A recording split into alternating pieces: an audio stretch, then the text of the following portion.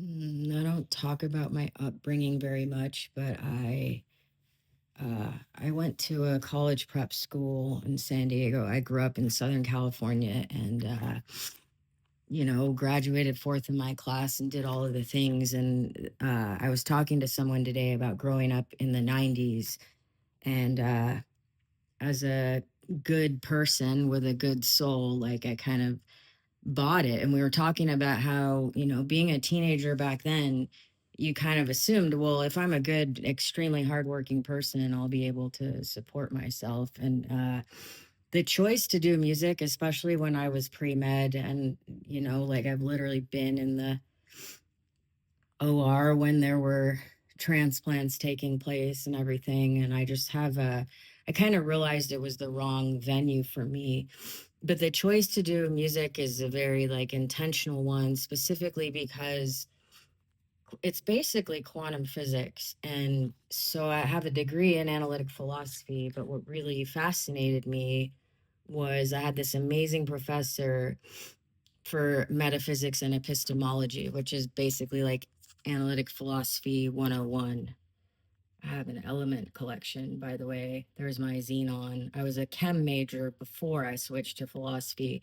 But so I've always been interested in like quantum physics. And this was like in the 90s before spooky action at a distance was taken as like, reality.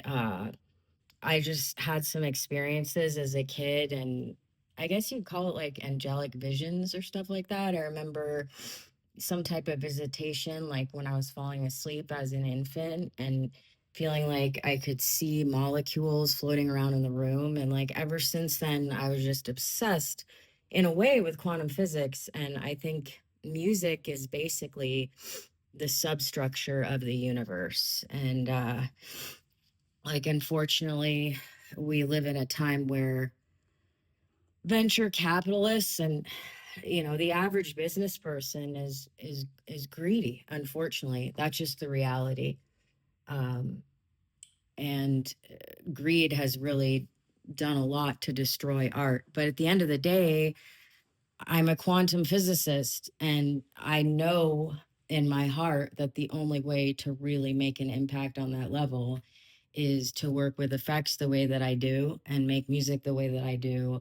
It's basically coded with my own, it's coded with something a lot deeper than just like, here's the formula to make post punk drums, like, not even close. So, I guess you would say I'm still a doctor, but I'm a doctor of the soul.